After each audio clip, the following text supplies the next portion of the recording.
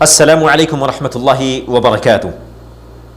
الحمد للہ رب العالمین والصلاة والسلام علی سید الانبیاء والمرسلین نبینا محمد وعلی آلہ واصحابہ اجمعین، اما بعد۔ ناظرین کرام، اللہ کے نبی صلی اللہ علیہ وسلم نے اپنے صحابہ کرام رضی اللہ تعالی عنہم اجمعین سے سوال کیا، مفلس کیا ہے؟ تو صحابہ کرام نے عرض کیا، ہم میں سے مفلس وہ ہے جس کے پاس درہم و دینار نہیں ہے، جس کے پاس مال و متاع نہیں ہے۔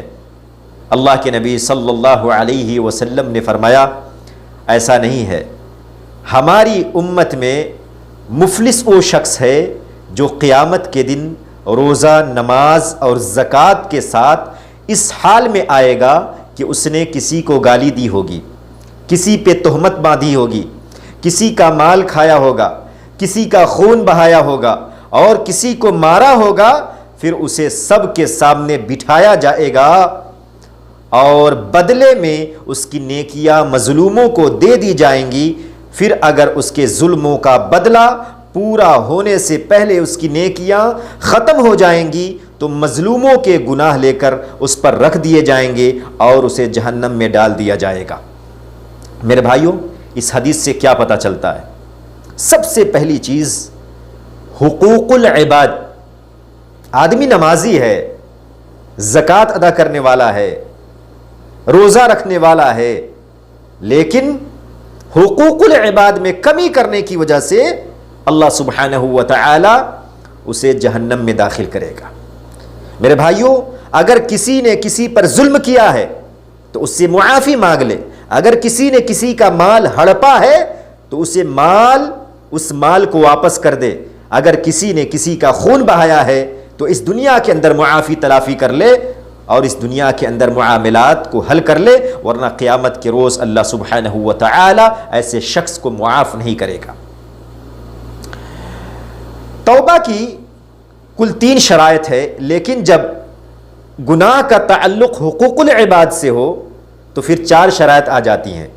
پہلی شرط یہ ہے کہ اگر کسی نے گناہ کیا ہے تو یہ توبہ کے لیے پہلی شرط ہے الاقلاع عن الذنب، کہ وہ گناہ سے بالکل کنارہ کش ہو جائے، اس گناہ کی طرف موڑ کر بھی نہ دیکھے، پہلی چیز۔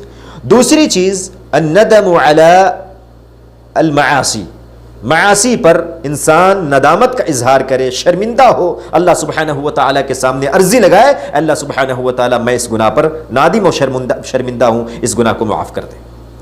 آخری چیز یہ تہیا کرنا کہ اس گناہ کی طرف نہ جائیں، عزم مصمم کر لے کہ اس گناہ کی طرف پلٹ کر نہیں دیکھنا ہے۔